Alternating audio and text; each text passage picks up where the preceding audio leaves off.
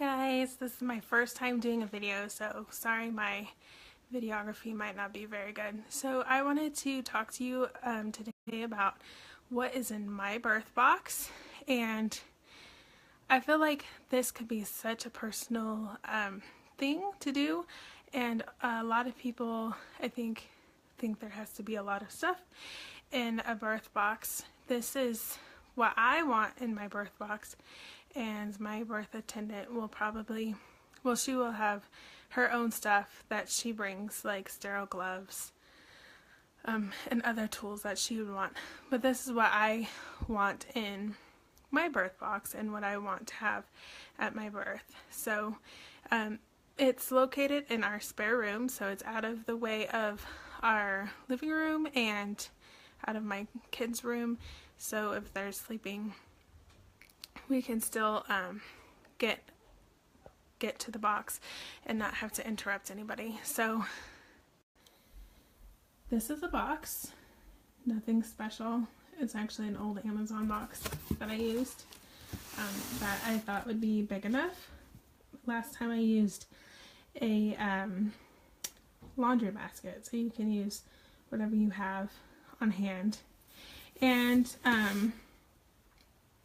this is not including anything for a water birth. My husband is wanting to make sure I have stuff for a water birth, but I'm more of that mind frame of just having our oversized bathtub in our master bedroom at my disposal. So if he gets that stuff, I can do another video about what we have for a pool and what our plan is for that kind of water birth. But this will include stuff that I want, whether or not we have a birth tub, birth pool, whatever you want to call it. So the first thing we have are receiving blankets, which can serve the purpose also of towels. They're just small and thin, so they can soak up stuff, or you can wrap them around you and baby to do skin to skin, especially if it's like summertime or whatever, without being super heavy, and get them wet and whatever you need. There's a lot in here. When I was taking them out of storage, I didn't think that there was gonna be that many, but so that is the receiving blankets. And then I also have chuck pads. These are cloth chuck pads that you can get online or at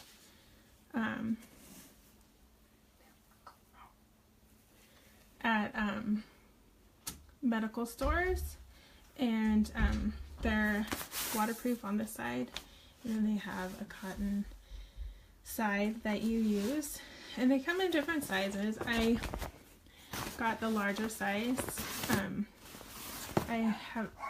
I have experience at the hospital, so I'm well aware of chuck pads and using them, and the larger size is always my more desired one, because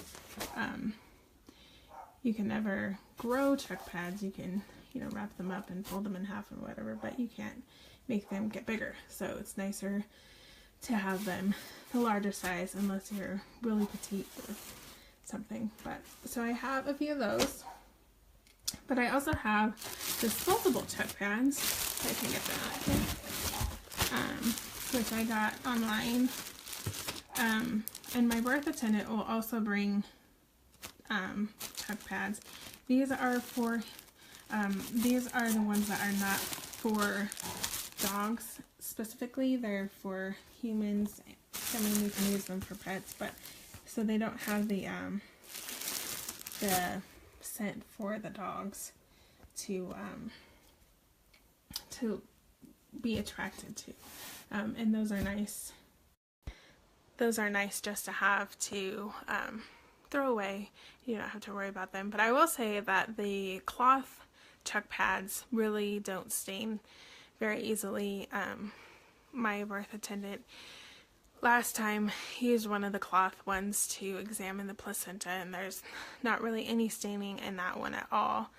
So they're really nice, and then you can use them again for potty training or just whatever other life events need something to soak up.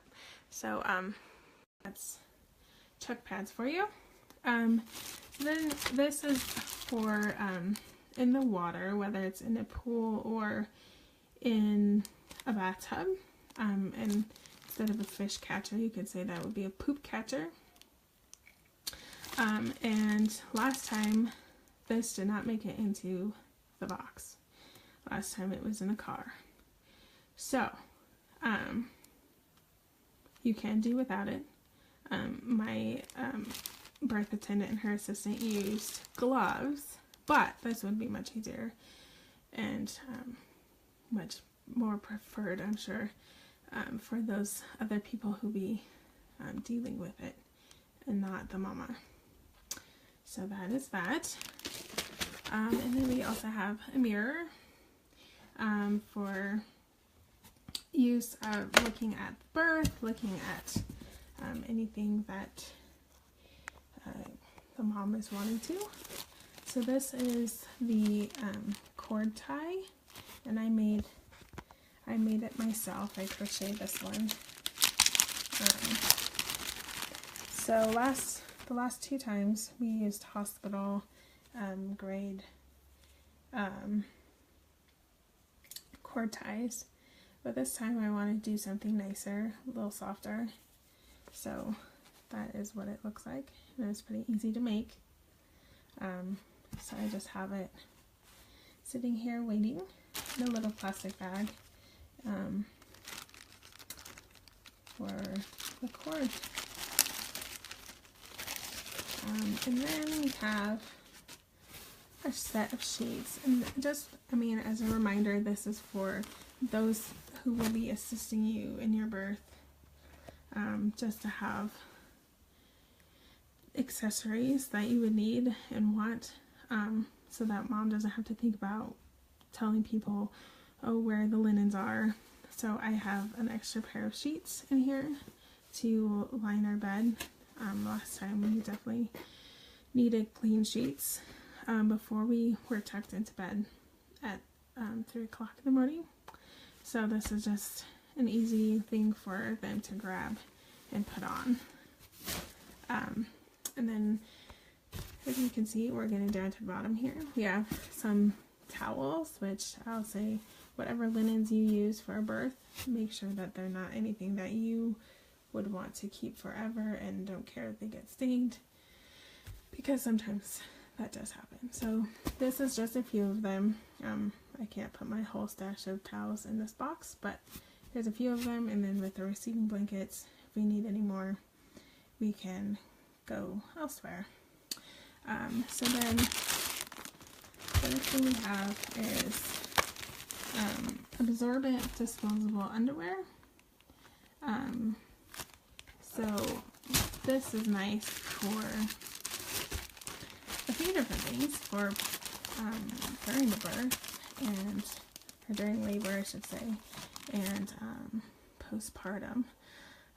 My waters opened before labor began both times, and so these are really nice to have, so you can walk around without worrying about spilling water all over the floor. And they're also really nice if you are driving, like I was the first time we drove to Savannah, and they're really nice to have. I used a Chuck's pad on our car seat the first time because I didn't have any of these, but the trip from the birth center to the hospital, I used the disposable briefs, and they were very helpful, and they absorbed a lot.